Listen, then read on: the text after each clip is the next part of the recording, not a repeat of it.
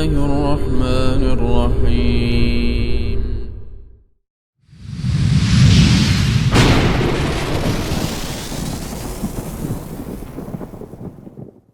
بسم الله الرحمن الرحيم. السلام عليكم ورحمة الله وبركاته. إن الحمد لله نحمده ونستعينه ونستغفره ونعوذ بالله من شرور أنفسنا ومن سيئات أعمالنا. من يهده الله فلا مضل له ومن يضلل فلا هادي له. أشهد أن لا إله إلا الله وحده لا شريك له وأشهد أن محمدا عبده ورسوله صلى الله عليه وعلى آله وأصحابه ومن تبعهم بإحسان إلى يوم الدين. أما بعد. Alhamdulillah, kita bersyukur kepada Allah Subhanahu wa taala yang telah memberikan kepada kita semua banyak kenikmatan, sehingga pada kesempatan kali ini Allah Subhanahu wa taala memberikan kepada kita semua banyak kenikmatan sehingga kita bisa berkumpul bersama dalam rangka mempelajari ayat-ayat Allah dan hadis-hadis Nabi sallallahu alaihi wasallam. Semoga Allah memberikan keikhlasan kepada kita semua sehingga apa yang kita laksanakan ini bisa menjadi amal soleh yang memberatkan timbangan kebaikan kita di hari kiamat kelak. Kita akan membahas tentang sebab-sebab terkabulnya doa. Perlu diketahui bahwa berdoa merupakan sebuah ibadah yang sangat agung. Bahkan Rasulullah SAW bersabda, "Ad-du'a'u huwal ibadah." Doa adalah ibadah. Sehingga hadis ini adalah hadis yang merupakan dalil yang menunjukkan bahwa inti dari beribadah adalah berdoa. Sehingga konteks hadis seperti ini menunjukkan keutamaan doa. Sama halnya seperti Nabi SAW mengatakan, Al-hajju arafah. Berhaji adalah wukuf di Arafah. Sebagaimana bukan hanya doa, ya, ibadah itu bukan hanya doa, tapi Nabi mengatakan doa adalah ibadah. Begitu juga dengan Arafah, ya, wukuf di Arafah itu bukan satu-satunya amalan haji. Seseorang yang melaksanakan haji, di situ ada mabit di Mina, ada tawaf, kemudian ada sa'i, ada lempar jumrah, ada banyak sekali amalan yang masuk dalam kategori ibadah haji. Tapi Nabi mengatakan al-hajju arafah, haji adalah wukuf di Arafah. Kata para ulama, karena wukuf di Arafah adalah amalan yang paling agung, inti dari berhaji. Begitu juga dengan doa. Ya, karena doa adalah ibadah yang sangat agung, doa itu merupakan inti dari beribadah, doa adalah sesuatu yang besar di dalam Islam, maka Nabi mengatakan ad-du'a'u huwal ibadah, doa adalah ibadah. Sehingga kita dapatkan ya di banyak sekali bentuk-bentuk ibadah di dalamnya ada doa. Sehingga kita tidak mungkin terlepaskan dari doa. Di dalam sholat misalnya, ada banyak sekali doa.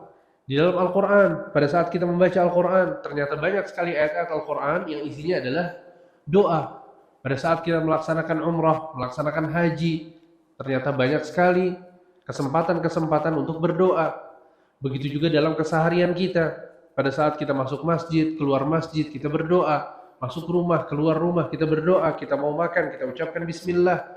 Doa tidak mungkin bisa terlepas dari kehidupan kita dalam beribadah kepada Allah Subhanahu wa taala. Akan tapi yang penting untuk difahami di sini adalah bahwa ternyata tidak semua doa yang dipanjatkan bermanfaat bagi orang yang berdoa. Terkadang terkabul dan terkadang ditolak oleh Allah Subhanahu wa taala. Sehingga Ibnu Qayyim al-Jauziyah rahimahullah, beliau mengatakan, "Wal ad'iyatu wat ta'awudzat bimanzilati silah, was silahu bidharibih la bihaddihi faqat." Kata beliau, sesungguhnya doa dan wirid itu seperti senjata. Dan kehebatan senjata adalah tergantung dengan orang yang menggunakannya, bukan karena senjata itu adalah senjata yang tajam. Sehingga lihat bagaimana Ibnu Qayyim al-Jauziyah mempermisalkan, mengilustrasikan bahwa doa itu sama seperti senjata. Senjata yang hebat, senjata yang kuat, senjata yang tajam, ternyata tidak serta-merta kemudian bisa bermanfaat. Tapi dilihat siapa yang menggunakan senjata tersebut. Apakah orang yang hebat dalam menggunakannya atau tidak. Kemudian kata beliau, فَمَتَى كَانَ السِّلَاحُ سِلَاحًا تَامًّا لَا آفَةَ بِهِ وَالسَّاعِدُ سَاعِدٌ قَوِيٌّ وَالْمَانِعُ مَفْقُودٌ حَصَلَتْ بِهِ النِّكَايَةُ فِي الْعَدُوِّ. Kata beliau, ketika senjata itu sempurna, tidak memiliki cacat, dan lengan yang menggunakannya kuat, serta tidak ada penghalang, maka senjata itu pasti akan melukai musuh. وَمَتَى تَخَلَّفَ وَاحِدٌ مِنْ هَذِهِ الثَّلَاثَةِ تَخَلَّفَ التَّأْثِيرُ. Dan ketika kehilangan satu dari tiga hal ini, maka senjata itu akan menjadi tidak bermanfaat. Percuma, senjatanya hebat, senjatanya bagus, tapi ternyata lengan yang menggunakan senjata tersebut lemah. Begitu juga dengan doa. Bisa jadi doa yang kita panjatkan kepada Allah sudah benar. Sebagian orang berdoa dengan menggunakan doa-doa yang ada dalam Al-Quran, yang diajarkan oleh Nabi SAW dalam As-Sunnah. Ternyata ada penghalang-penghalang doa yang dia lakukan, sehingga doanya menjadi tertolak.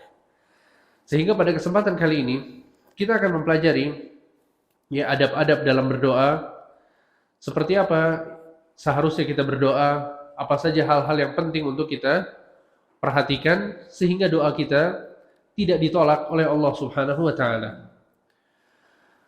Di antara adab-adab dalam berdoa, yang pertama adalah meminta hanya kepada Allah Subhanahu wa Ta'ala. Dan ini merupakan adab yang paling penting. Dan ini merupakan prinsip dalam beragama, bahwa seseorang tidak boleh meminta kepada selain Allah Subhanahu wa Ta'ala.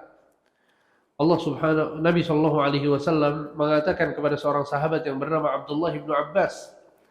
Saat itu Abdullah bin Abbas umurnya masih sekitar 10 tahun. Nabi mengatakan kepadanya, "Ya gulam, inni u'allimuka kalimat." Sesungguhnya aku akan mengajarkan beberapa nasihat kepadamu. Ihfazillaha yahfazka, ihfazillaha tajidhu tujahak. Jagalah Allah, niscaya Allah akan menjagamu.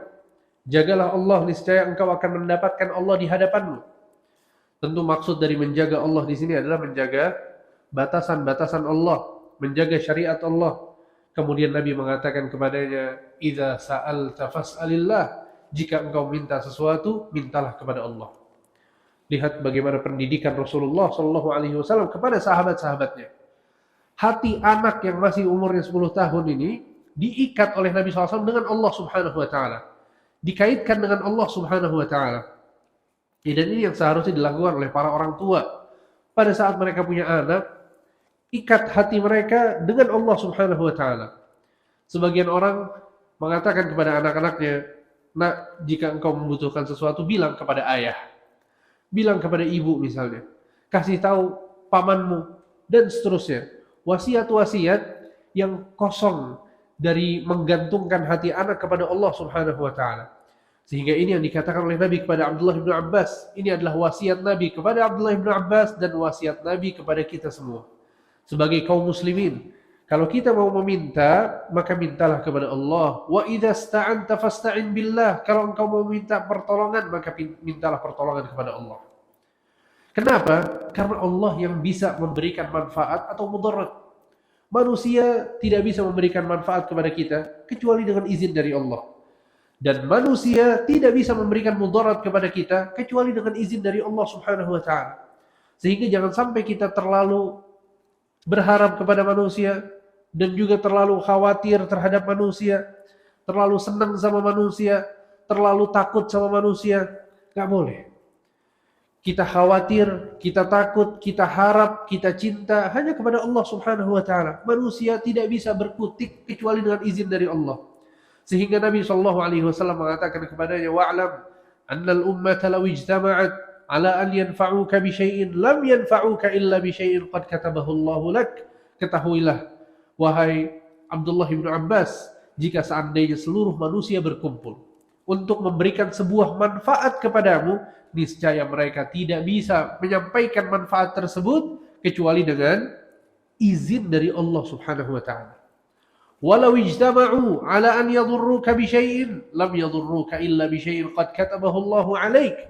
Dan jika seandainya seluruh manusia yang ada di muka bumi ini berkumpul untuk memberikan mudarat kepadamu, niscaya mereka tidak bisa memberikannya kepadamu kecuali atas dasar izin dari Allah Subhanahu wa taala.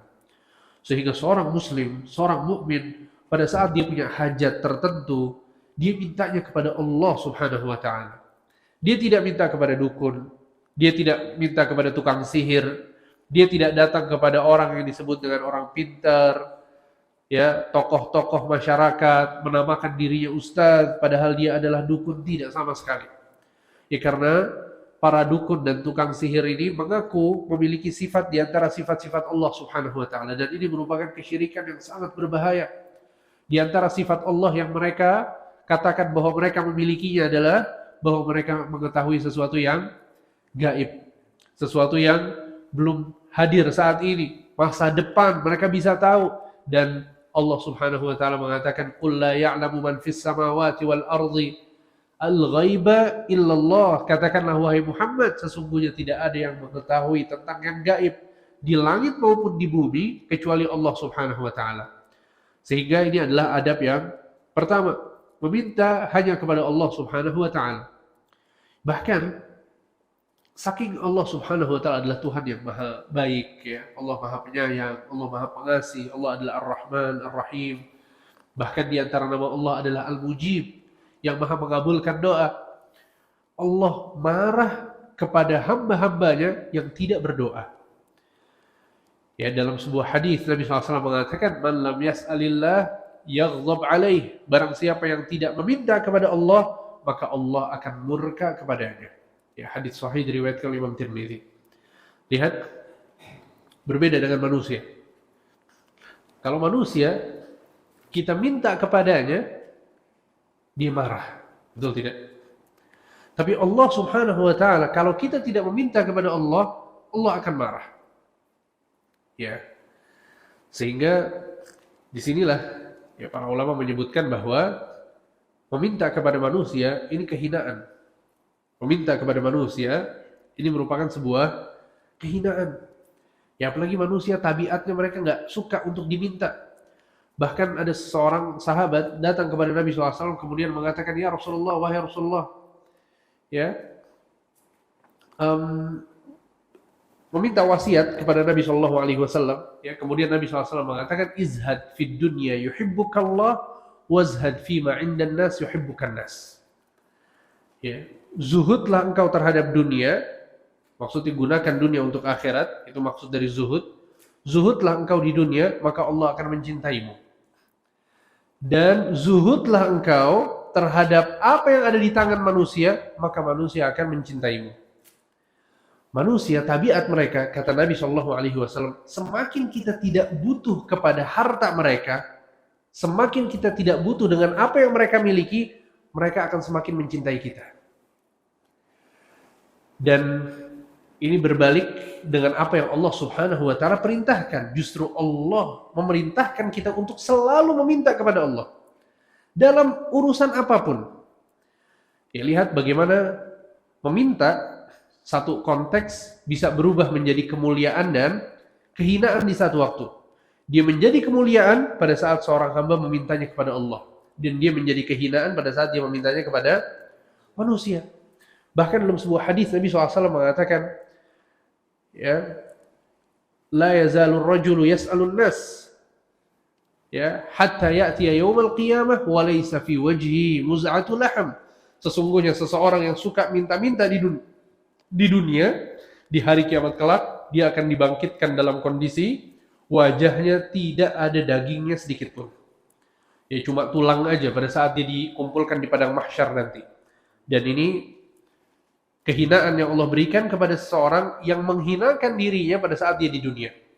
Dia menghinakan dirinya di dunia dengan meminta-minta kepada manusia, maka di hari kiamat kelak Allah menghinakannya dengan kondisi tersebut. Ya. Kemudian di antara adab berdoa yang berikutnya, yang kedua adalah menghadap kiblat saat berdoa. Menghadap kiblat saat berdoa. Ya. Kemudian yang ketiga adalah mengangkat kedua tangan. Yang ketiga adalah mengangkat kedua tangan. Dan dalil tentang adab-adab ini adalah hadis yang dibawakan oleh Umar bin Khattab radhiyallahu anhu arda. Beliau bercerita pada saat perang Badar hampir dimulai, ya sebelum perang Badar itu dimulai, Nabi Shallallahu Alaihi Wasallam melihat kondisi kaum muslimin jumlahnya hanya 319 orang. Sedangkan orang-orang musyrikin berapa jumlah mereka? 1000 orang. 1000 melawan 319. Maka disitulah Nabi Shallallahu Alaihi Wasallam, kata Umar bin Khattab, fastaqbala Nabiyullahil qiblah. Maka Nabi Shallallahu Alaihi Wasallam menghadap kiblat. Thumma madda yadayhi, kemudian beliau mengangkat kedua tangannya. Faja'ala yahtifu bi rabbih, beliau berdoa kepada Allah dengan mengucapkan, Allahumma anjiz li ma wa'adtani, Allahumma ati ma wa'adtani, ya Allah berikanlah kepadaku apa yang kau janjikan. Maksudnya kemenangan.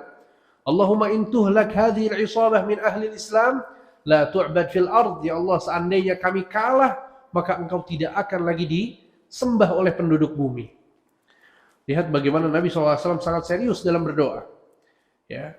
Dan pada saat Nabi mengatakan bahwa ya Allah jika kami kalah maka engkau tidak akan disembah, ini bukan berarti memaksa atau mengancam Allah Subhanahu wa taala, tidak ya.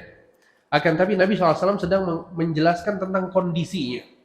Dan ini merupakan salah satu bentuk tawassul dalam berdoa yang dibolehkan. Yaitu kita berdoa kepada Allah dengan menjelaskan keadaan kita. Bahwa kita butuh, kita fakir, kondisinya kita kalau kalah seperti ini nggak akan lagi ada kebaikan dan seterusnya. Maka ini nggak masalah. Ya, jadi ini adalah salah satu bentuk tawassul yang dibolehkan, yaitu menceritakan kondisi kita bahwa kita butuh dibantu oleh Allah Subhanahu wa taala. Sehingga ini yang Nabi Shallallahu Alaihi Wasallam lakukan. Ya, sampai kemudian Umar mengatakan, "Fama zala yahtifu bi rabbih maddan yadayhi mustaqbil al-qiblah hatta saqata rida'uhu an mankibayhi." Ya. Kata beliau, kata Umar bin Khattab, dan Nabi SAW terus melakukan ini. Tangannya masih diangkat dan beliau masih terus berdoa menghadap kiblat sampai akhirnya saking tingginya tangan yang diangkat, beliau pakaian bagian atas itu jatuh. Kemudian datang Abu Bakar sedih, ya, memakaikan lagi pakaian tersebut. Kemudian jatuh lagi sampai akhirnya Abu Bakar mengatakan, "Ya Nabi Allah, kafaka munashadatuka rabbak." Wahai Nabi, cukup engkau berdoa kepada Tuhanmu. Fa innahu sayunjizu laka ma wa'ada. Sesungguhnya Allah akan memberikan apa yang Allah janjikan untukmu. Ya. Jatuhnya baju Nabi Shallallahu Alaihi Wasallam sebabnya adalah karena baju Nabi SAW tidak sama seperti baju kita. Ya, di zaman tersebut baju orang-orang yang digunakan oleh masyarakat Arab pada saat itu pada umumnya hampir sama seperti pakaian ihram yang kita gunakan pada saat kita melaksanakan haji atau umroh. Ya, jadi bagian atas yang disebut dengan rida itu diselempangkan di badan seseorang. Kemudian bagian bawahnya adalah yang disebut dengan izar. Intinya adalah bahwa Nabi Shallallahu Alaihi Wasallam di dalam hadis ini beliau menghadap kiblat dan mengangkat kedua tangannya. Ya, sehingga mengangkat kedua tangan juga salah satu adab yang penting dalam berdoa. Ya, sebagian orang mungkin lalai untuk mengangkat tangannya pada saat berdoa. Nabi Shallallahu Alaihi Wasallam mengatakan, Inna rabbakum hayyun karim. Yastahi min abdihi idza rafa'a yadayhi ilaihi an yaruddahuma sifra. Sesungguhnya Tuhan kalian adalah maha mulia dan maha malu. Apa maksudnya Allah maha malu? Nabi mengatakan Allah malu kepada hambanya yang mengangkat kedua tangannya, dia berdoa kepada Allah, kemudian dia turunkan tangannya dalam kondisi Allah tidak mengabulkannya. Ya, sehingga ini adalah hadis yang berisi anjuran agar seseorang itu mengangkat tangannya pada saat berdoa. Abdullah bin Abbas mengatakan, seorang sahabat yang mulia, al-mas'alatu an tarfa'a yadayka hazwa mankibayka aw nahwahuma. Pada saat engkau berdoa, maka angkatlah kedua tanganmu sejajar dengan kedua bahumu. Ya, sehingga ini adalah cara mengangkat kedua tangan yang diajarkan oleh Abdullah bin Abbas. Jadi tangan yang diangkat itu sejajar dengan kedua bahu. Dan Syekh Bakar Abu Zaid rahimahullahu ta'ala beliau mengatakan boleh kedua tangan ini kita tadahkan ke langit, ke atas, dan boleh juga kita hadapkan ke wajah kita. Dua-duanya boleh, nggak masalah. Ya kan, tapi asar dari Abdullah bin Abbas menjelaskan bahwa diangkat sejajar dengan kedua bahu. Ya, sehingga ini sunnah yang diajarkan oleh Abdullah bin Abbas. Kemudian kata beliau, wal istighfar an tusyira bi isbi'in wahidah. Dan beristighfar, memohon ampun kepada Allah adalah di antara caranya dengan memberikan isyarat dengan satu jari. Dan ini kita lakukan pada saat apa? Pada saat tasyahud. Dan juga ini biasanya dilakukan oleh para khatib pada saat mereka berkhutbah, berdoa kepada Allah dengan memberikan isyarat. Ini disunnahkan juga. Kemudian kata beliau, wal ibtihal an tamudda yadayka jami'a. Dan ibtihal adalah dengan mengangkat kedua tangan setinggi mungkin. Ini yang disebut dengan ibtihal. Apa itu ibtihal? Ibtihal adalah memohon kepada Allah dalam kondisi genting, dalam kondisi sulit, sehingga kita berharap Allah subhanahu wa ta'ala mengabulkan doa kita sesegera mungkin. Ini yang disebut dengan ibtihal. Dan ini yang dilakukan oleh Nabi SAW sebelum perang Badar. Pada saat melihat kaum musyrikin jumlahnya banyak, kaum muslimin jumlahnya sedikit, maka Nabi SAW beribtihal, mengangkat kedua tangannya tinggi-tinggi. Ya, sehingga pakaiannya pun jatuh. Ya, karena Nabi SAW mengangkat tangannya sangat tinggi. Kemudian, adab yang keempat adalah menyebutkan pujian-pujian untuk Allah sebelum berdoa. Menyebutkan pujian-pujian untuk Allah sebelum berdoa. Ya, kemudian yang kelima adalah bersolawat kepada Nabi SAW sebelum berdoa. Ya, jadi kalau kita mau berdoa, meminta sesuatu, maka kita puji dan puja Allah dulu. Kita sebutkan Asmaul Husna, nama-nama Allah subhanahu wa ta'ala maha mulia, yang berkaitan dengan hajat kita. Kemudian bersolawat kepada Nabi, baru kemudian kita berdoa. Nabi SAW pernah beliau di masjid, ya, melihat seseorang yang sedang berdoa. Orang ini pada saat berdoa, dia langsung meminta apa yang dia inginkan kepada Allah subhanahu wa ta'ala. Maka Nabi SAW mengatakan kepada orang ini dan orang-orang yang ada di sekitarnya, "Idza shalla ahadukum falyabda bitahmidillah wathana'i alaih, thumma liyusalli 'alan nabi, thumma liyad'u ba'du bima yasha." Kata Nabi SAW, jika kalian hendak berdoa, maka pujilah Allah subhanahu wa ta'ala terlebih dahulu. Kemudian bersolawatlah kepada Nabi SAW.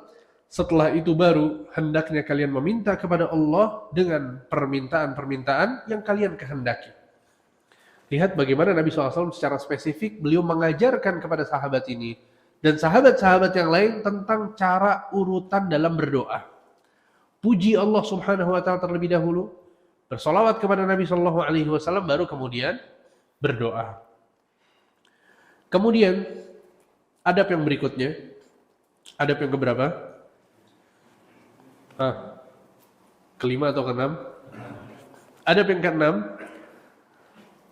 adalah bertaubat kepada Allah subhanahu wa ta'ala dari dosa-dosa yang pernah dilakukan. Ali bin Abi Thalib mengatakan, "Ma nazala bala'un illa bidzambin wa la rufi'a illa bitaubah." Tidaklah ada satu bala yang datang kepada kita kecuali karena dosa yang kita lakukan.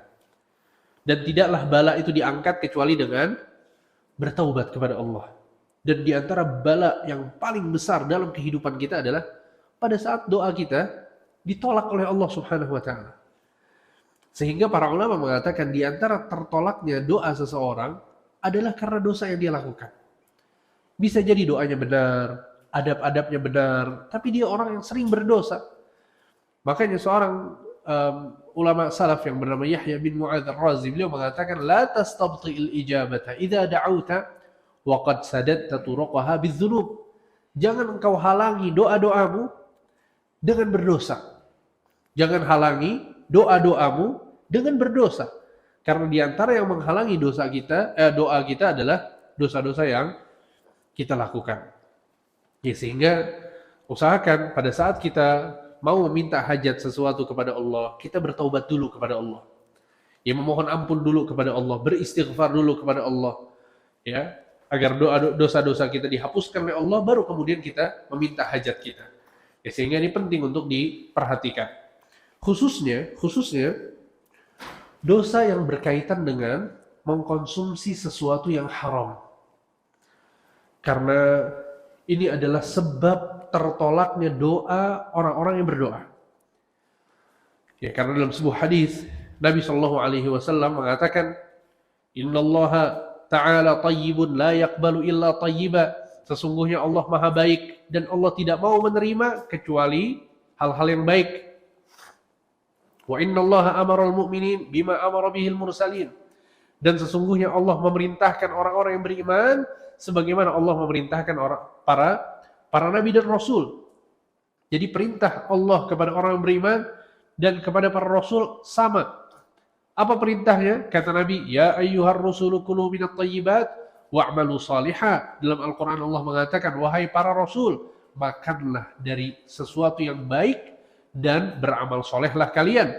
Kemudian Allah mengatakan kepada orang-orang yang beriman, Ya ayyuhalladzina amanu kulu min tayyibati ma razaqnakum. Wahai orang-orang yang beriman, makanlah dari rizki yang aku berikan kepada kalian yang halal, yang tayyib. Lihat, para nabi dan rasul diwajibkan oleh Allah untuk makan dari hasil yang halal. Gak boleh makan dari hasil yang haram. Begitu juga dengan manusia. Kaum mukminin, orang-orang yang beriman, gak boleh mereka makan dari hasil sesuatu yang haram. Entah itu adalah harta yang diambil dari hasil kezaliman kepada orang lain, bukan hak dia. Ini milik orang lain, tapi dia ambil harta ini, kemudian dia gunakan untuk makan.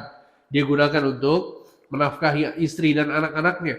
Ini adalah sebuah dosa yang sangat besar dan bisa dicabut keberkahan dari kehidupan seseorang karena harta yang haram.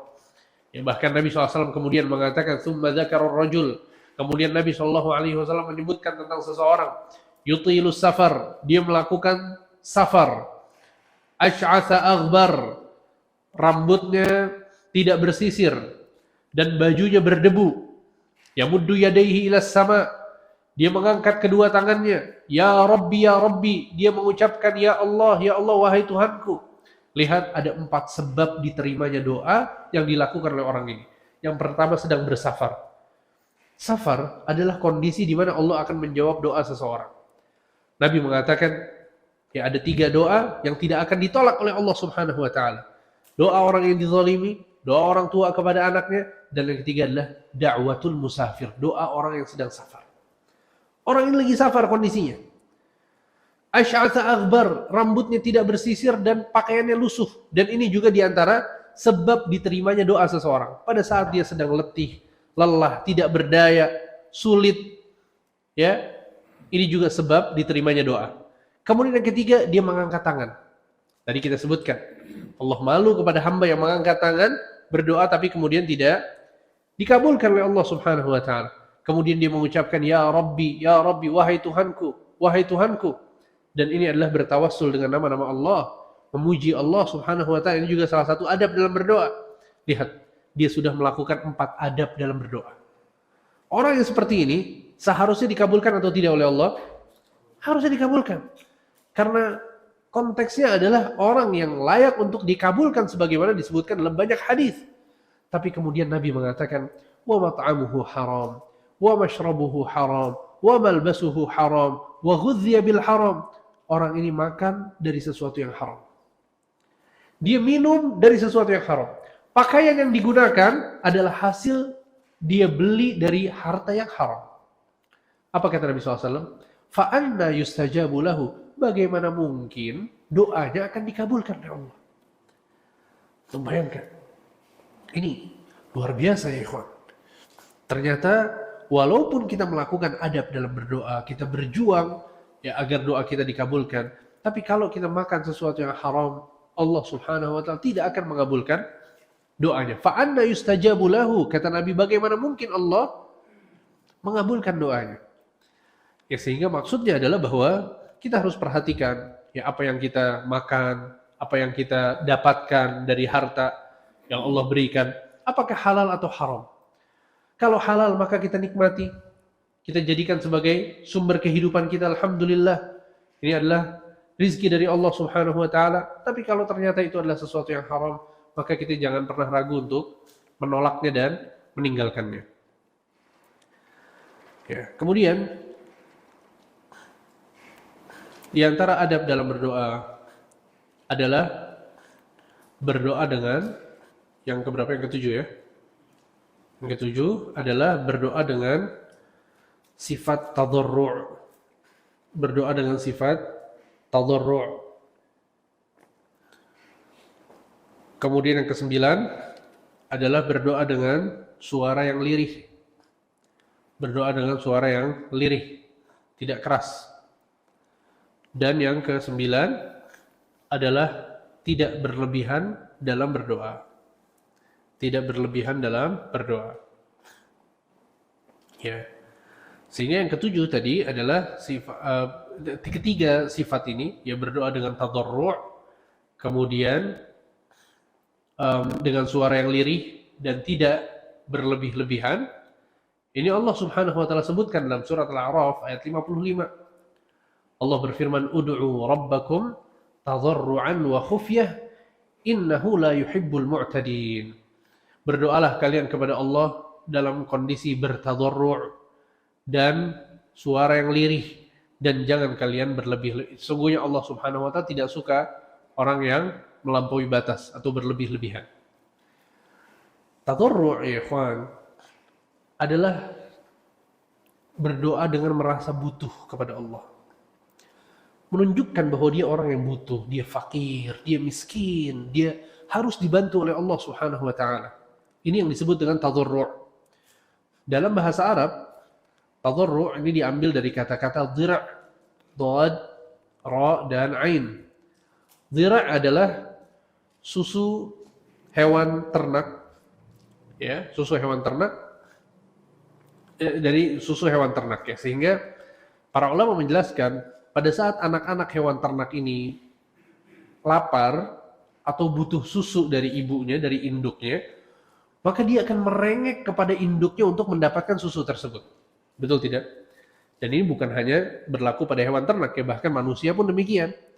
Ya, seorang bayi pada saat dia lapar, maka dia akan mencari susu ibunya, merengek, menangis.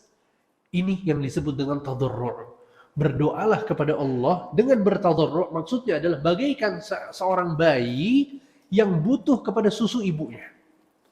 Merengek, menangis, mengulangi permintaannya, memohon, menyatakan bahwa dirinya fakir, dirinya miskin, dirinya tidak berdaya. Lakukan hal ini pada saat kita berdoa. Ya, karena sekali lagi sebagian orang melakukan hal ini kepada manusia pada saat dia butuh kepada sesuatu hajat. Betul tidak? Datang kepada manusia, cerita tentang kehidupannya, dia mengeluh, keluarganya begini, rumah tangganya begitu, banyak hutang dan lain sebagainya. Cerita-cerita semacam ini tidak layak kita ceritakan kepada manusia. Ya, layaknya diceritakan kepada siapa? Kepada Allah Subhanahu wa taala. Dan kita dapatkan ya sebagian orang seperti itu. Datang kepada kita nangis-nangis, kondisinya seperti ini, seperti nangis kepada Allah Subhanahu wa taala. Minta kepada Allah Subhanahu wa taala. Bukan berarti kemudian kita nggak boleh minta tolong sama manusia sama sekali, ya, tidak. Tapi konteksnya kita sedang berbicara tentang masalah doa. Boleh, para ulama mengatakan persyaratannya adalah bahwa kita meminta sesuatu yang disanggupi oleh seseorang. Dan orang itu ada, hadir, dia belum mati, masih ada, maka boleh kita meminta. Ya, tentu dalam kondisi kita butuh. Kalau kita nggak butuh, kemudian kita meminta, atau kita masih bisa berusaha, tapi kita malah memilih untuk meminta-minta, maka dia adalah orang yang akan dihinakan oleh Allah di hari kiamat kelak dengan dibangkitkan tanpa ada daging di wajahnya, sebagaimana hadis yang tadi kita sebutkan. Tapi poinnya adalah bahwa berkeluh kesah dengan kondisi kita, ini penting untuk kita lakukan pada saat kita berdoa. Pada saat kita berdoa. Ini yang disebut dengan tadarru'. Ya, makanya Nabi SAW sangat menganjurkan hal ini. Sebagaimana Nabi lakukan pada saat sebelum perang Badar yang tadi kita lakukan. Ini Nabi SAW merengek kepada Allah Subhanahu wa taala. Ya, sehingga sebagian salaf mengatakan bahwa sesungguhnya aku tahu kapan doaku dikabulkan oleh Allah. Sesungguhnya aku tahu kapan doaku akan dikabulkan oleh Allah. Maka sebagian orang yang ada di sekitarnya bertanya, bagaimana engkau mengetahuinya? Kata dia, aku mengetahuinya pada saat aku berdoa dengan menangis, merengek kepada Allah. Di situ aku yakin doaku pasti dikabulkan. Paham maksudnya? Allah suka ikhwan pada saat kita menghinakan diri kita di hadapan Allah. Dan ini adalah unsur dalam beribadah yang sangat penting. Para ulama mengatakan beribadah kepada Allah, ini ada dua unsur. Yang pertama adalah mengagungkan Allah, dan yang kedua adalah menghinakan diri di hadapan Allah. Ini penting luar biasa. Kita merendahkan diri kita. Katakan bahwa kita miskin, kita fakir, kita butuh bantuan Allah, kita bukan siapa-siapa. Kemudian di sisi lain kita agungkan Allah bahwa Allah Maha Besar, Allah Maha Tinggi. Engkau yang memberikan kemuliaan kepadaku ya Allah. Engkau yang Maha membantu hamba-hambamu ya Allah. Agungkan Allah. Sebutkan nama-nama Allah, Asmaul Husna. Itulah kenapa Allah mengatakan, Walillahil Asmaul Husna, fad'uuhu biha. Sesungguhnya Allah Subhanahu wa taala memiliki Asmaul Husna, nama-nama yang mulia, maka berdoalah dengan mengucapkannya. Karena kita konteksnya sedang beribadah dan mengagungkan Allah Subhanahu wa taala. Dan subhanallah, dua unsur ibadah ini, mengagungkan Allah dan merendahkan diri, ini terdapat pada doa. Terdapat pada doa. Ya. Makanya pada saat seseorang itu sujud, doanya pasti dikabulkan. Betul tidak? Bahkan Nabi mengatakan, aqrabu ma yakunu bainal 'abdi wa rabbih wa huwa sajid. Kondisi yang paling dekat antara hamba dengan Allah adalah pada saat dia sujud. Fa'akthiru fihi du'a, maka perbanyaklah doa. Faqaminun an yustajaba lakum, karena doa kalian pasti dijawab oleh Allah. Kenapa? Kok bisa kondisi sujud itu doa dikabulkan? Jawabannya adalah karena dua unsur dalam berdoa sangat terlihat pada saat seseorang itu sujud. Unsur yang pertama tadi apa? Merendahkan diri. Gerakan mana yang lebih merendahkan diri daripada sujud? Subhanallah, kita letakkan wajah kita, anggota badan yang paling kita muliakan, yang paling kita hormati untuk diri kita atau orang lain, wajah. Tapi kita rela untuk meletakkannya di mana? Di tempat yang diinjak-injak sama manusia. Betul tidak? Ini karpet diinjak-injak orang. Ya, kotor bisa jadi. Tapi antum rela untuk sujud, meletakkan hidung dan dahi, wajah kita letakkan di situ, rela atau tidak? Rela, nggak masalah. Kenapa? Karena kita merendahkan dirinya untuk siapa? Untuk Allah Subhanahu wa taala. Kita rendahkan diri kita serendah mungkin. Kita hinakan diri kita, kita letakkan wajah kita di tanah, nggak masalah. Sebagai bentuk merendahkan diri kepada Allah Subhanahu wa taala. Dalam kondisi seperti ini, apa yang kita ucapkan saat sujud? Subhana rabbiyal a'la. Maha suci Allah yang maha tinggi. Kita agungkan Allah Subhanahu wa taala. Ya, sehingga disinilah kemudian doa orang yang sujud itu pasti dikabulkan oleh Allah Subhanahu wa taala. Ya, sehingga ini maksud dari berdoa dengan sifat tadharru', yaitu merasa butuh kepada Allah Subhanahu wa taala. Kemudian yang ke-8 tadi adalah berdoa dengan suara lirih, ya. Dan juga tidak berlebih-lebihan dalam berdoa. Sudah masuk waktu? Baik, silakan azan dulu, kemudian kita lanjutkan sedikit, insyaallah taala. Baik. Ya. Kemudian adab yang ke-10. Adab yang ke-10 yang terakhir adalah husnudzon kepada Allah Subhanahu wa taala saat berdoa. Ya, husnudzon kepada Allah Subhanahu wa taala saat berdoa. Ya, maka pada saat kita berdoa, ya kita yakin bahwa Allah akan mengabulkan. Nabi SAW bersabda dalam hadis yang sahih diriwayatkan oleh Imam Tirmidzi, "Ud'ullah wa antum muqinuna bil ijabah." Berdoalah kalian kepada Allah dengan kondisi kalian yakin bahwa Allah pasti akan mengabulkan. Ya, fa innallaha la yastajibu du'aan min qalbin ghafilin lahin. Ya, sesungguhnya Allah Subhanahu wa taala tidak akan mengabulkan doa seseorang yang memiliki hati yang lalai. Maksudnya hatinya nggak husnudzon kepada Allah. Dia tidak berbaik sangka kepada Allah. Ya, bahkan dalam hadis qudsi Allah mengatakan ana 'inda dhanni 'abdi bi, sesungguhnya aku tergantung dengan persangkaan hambaku. Ya, maka pada saat kita berprasangka baik kepada Allah, kita husnudzan kepada Allah, Allah pasti akan mengabulkan.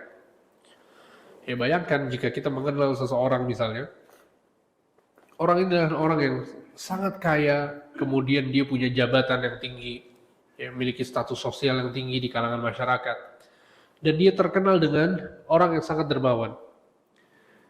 Dan dia menawarkan kepada kita banyak sekali bantuan, ya, banyak sekali hal-hal yang kita butuhkan ditawarkan sama dia.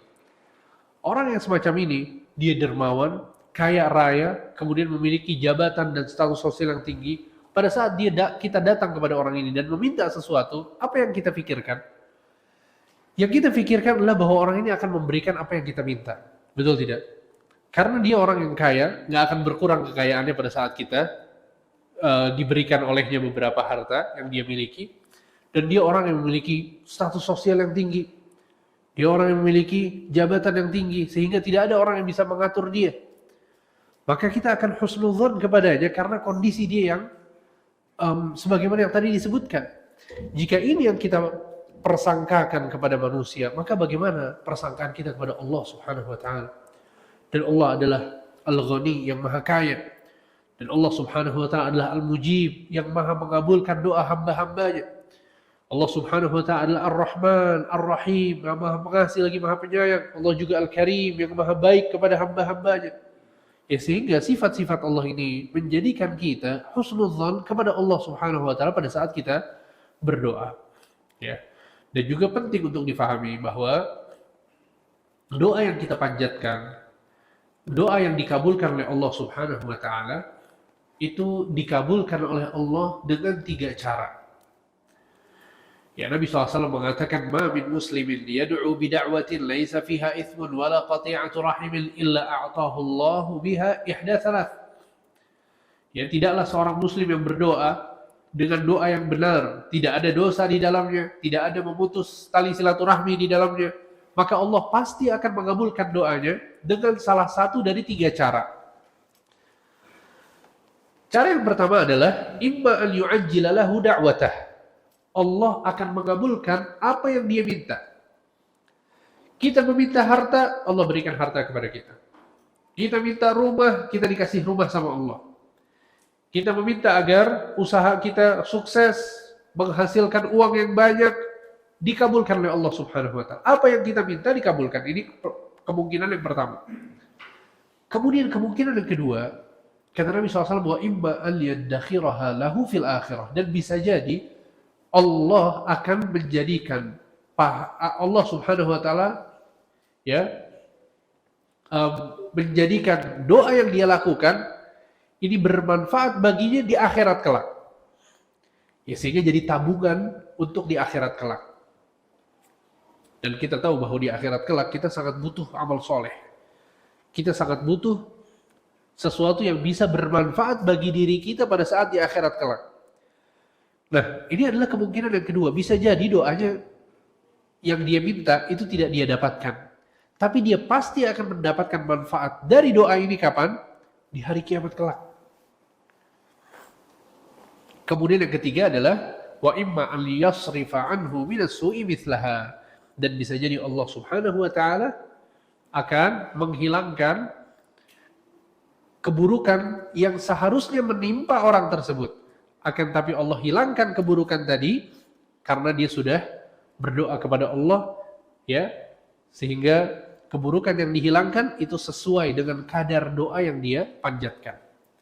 Bisa jadi kita meminta harta kepada Allah, kemudian seharusnya di catatan takdir Allah Subhanahu wa taala menuliskan bahwa kita akan terkena musibah pada saat kita datang ke masjid.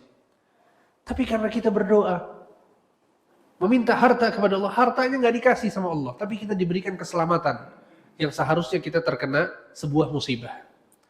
Paham ya? Sehingga ini adalah 3 cara Allah mengabulkan doa pada saat seorang hamba itu berdoa. Tapi sayangnya adalah banyak orang, sebagian kaum muslimin, mereka menyangka bahwa yang paling spesial adalah yang pertama. Dan dia pengen Allah Subhanahu wa taala mengabulkan apa yang dia minta langsung di dunia. Ya kan, tapi kita yakin bahwa Allah adalah zat yang maha mengetahui. Ya Allah adalah al-alimul khabir. Banyak hal-hal yang Allah ketahui yang kita tidak ketahui. Bahkan para sahabat Nabi pada saat mendengar hadis ini mereka mengatakan, qalu idzan nukthir, kalau begitu wahai Rasulullah kita akan memperbanyak doa. Maka Nabi mengatakan Allahu aktsar, Allah yang akan memberikan banyak kebaikan kepada kalian. Ya, sehingga maksudnya adalah bahwa justru ini yang seharusnya kita fahami, ini harusnya kita yakini bahwa dengan cara Allah Subhanahu wa taala mengabulkan doa ya yang disebutkan oleh Nabi SAW, kita yakin bahwa Allah tidak mungkin memberikan kecuali yang terbaik kepada kita semua. Barakallahu fikum, semoga apa yang disampaikan bermanfaat. Wa sallallahu ala nabiyina Muhammad wa ala alihi wa sahbihi ajma'in. Kalau ada yang mau bertanya, saya persilahkan. Fadhal. Ada beberapa berdoa mengangkat tangan. Apalagi setelah Jumat, doa mengangkat setelah sholat fardu, mengangkat tangan itu ada yang mengkhususkan gitu. Ya. Terkait sunnah mengangkat tangan, ya para ulama menjelaskan bahwa tidak semua doa itu kita mengangkat tangan. Tidak semua doa kita mengangkat tangan. Ada kondisi-kondisi di mana kita tidak perlu mengangkat tangan, karena Nabi SAW tidak diriwayatkan bahwa beliau mengangkat tangan. Contohnya seperti doa-doa dan zikir yang kita baca sehari-hari. Pada saat kita masuk masjid, keluar masjid, apa doa masuk masjid? Allahumma ftahli abwaab rahmat. Kita minta rahmat sama Allah. Apakah perlu mengangkat tangan? Tidak perlu. Pada saat kita masuk kamar mandi, keluar kamar mandi, itu semuanya doa. Ya, akan tapi doa-doa yang semacam ini tidak perlu mengangkat tangan. Kemudian juga pada saat kita sujud tentunya nggak bisa kita angkat tangan. Kemudian pada saat kita sholat ya di tasyahud akhir ya sebelum salam itu juga dianjurkan untuk berdoa. Maka nggak perlu mengangkat tangan. Ya, sehingga seperti itu. Ya, adapun setelah sholat fardu maka sunnahnya adalah berzikir, bukan berdoa. Sunnah setelah sholat fardu adalah berzikir. Ya, ini yang dilakukan oleh Nabi SAW secara kontinu. Ya, setelah berzikir astagfirullah, astagfirullah, astagfirullahumma antassalam, minkasalam, dan seterusnya dengan zikir yang diajarkan oleh Nabi SAW. Tapi kalau sesekali ada keinginan untuk berdoa, nggak masalah berdoa. Kapanpun kita boleh berdoa. Tapi mengkhususkan bahwa setiap setelah sholat fardu kita berdoa seakan ada keutamaan tertentu, maka ini tentu perlu dalil, ya, perlu penjelasan dari Al-Quran atau dari As-Sunnah. Kurang lebih seperti itu. Wallahu a'lam. Lagi mau bertanya? Silakan Pak. Gimana? Oh ya. Maksud dari berlebihan dalam berdoa adalah sebagaimana yang pernah diriwayatkan di dalam sebuah hadis. Saya lupa tadi untuk menjelaskannya. Terlewat.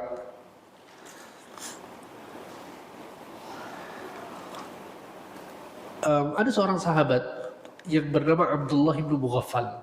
Abdullah bin Mughaffal, dia mendengar anaknya di sampingnya lagi berdoa. Doanya adalah Allahumma inni as'aluka al-qasr al-abyad an yaminil jannah idza dakhaltuha.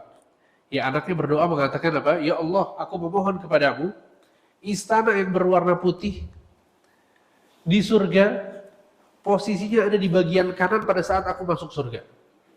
Ya, dia pengen adanya di sebelah kanan, bukan di sebelah kiri. Maka ayahnya adalah seorang sahabat. Ayahnya mengatakan, ya bunayya, salillahal jannah wa ta'awwadz billah minan nar. Wahai anakku, mintalah surga dan berlindunglah kepada Allah dari neraka. Ya, kita masuk surga aja belum tentu ya. Udah pilih-pilih kaflingannya mau yang di mana, mau warna apa. Padahal masuk surga aja belum tentu. Sehingga ayahnya mengatakan, mintalah kepada Allah surga dan mohonlah perlindungan kepada Allah dari api neraka.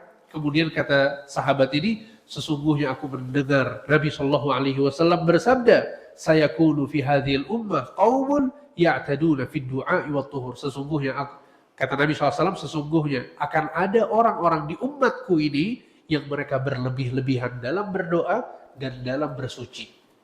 Ya, maksud dalam berdoa sebagaimana yang tadi diucapkan oleh anaknya, ya, terlalu detail, terlalu spesifik, hal-hal yang tidak butuh untuk disebutkan. Hal-hal yang tidak butuh untuk disebutkan, dia sebutkan dalam doa tersebut. Ini yang dimaksud dengan berlebih-lebihan dalam berdoa. Dan adapun berlebih-lebihan dalam bersuci adalah sebagaimana yang dilakukan oleh orang-orang yang terkena was-was ya dalam berwudu, akhirnya wudunya diulang sampai 2 kali, 3 kali, 4 kali. Ya, maka itu semuanya dilarang oleh Nabi Shallallahu Alaihi Wasallam. Seperti itu, wallahu a'lam. Ada lagi yang mau bertanya? Silakan. Assalamualaikum warahmatullahi wabarakatuh. Anda mau tanya, hukum berdoa dengan sifat-sifat Allah itu termasuk syirik? Misalnya, wahai keluhuran Allah, wahai ketinggian Allah gitu. Tentu ya bahwa Allah Subhanahu wa taala itu pada saat kita berdoa, kita memanggil nama-nama Allah Subhanahu wa taala. Kita bertawassul dengan nama-nama Allah Subhanahu wa taala. Ya. Dan dibolehkan juga seseorang bertawassul dengan sifat-sifat Allah. Ya. Seperti doa yang Nabi SAW ajarkan adalah ya hayyu ya qayyum bi rahmatika astaghits. Ya aslih li sya'ni kullahu la takilna nafsi tarfata ain. Ya Allah, ya hayyu ya qayyum yang maha hidup dan yang maha berdiri sendiri, bi rahmatika, dengan rahmatmu aku memohon pertolongan kepadamu. Ya, seperti ini enggak masalah. Ya. Kemudian juga seorang mengucapkan pada saat dia berdoa, a'udzu bikalimatillahi tammati min syarri ma khalaq. Ya Allah, dengan kalimat-kalimatmu yang sempurna aku meminta perlindungan, ya, dari makhluk yang Engkau ciptakan. Sehingga ini adalah dalil yang menunjukkan bahwa nggak masalah kita menyebutkan sifat-sifat Allah Subhanahu wa taala pada saat kita berdoa. Seperti itu. Ada lagi yang bertanya? Baik, jika sudah tidak ada lagi yang bertanya, semoga apa yang disampaikan bermanfaat. Ya, kita sudahi kajian ini dan harapannya adalah bahwa apa yang kita pelajari bisa kita praktekkan dalam keseharian kita pada saat kita berdoa.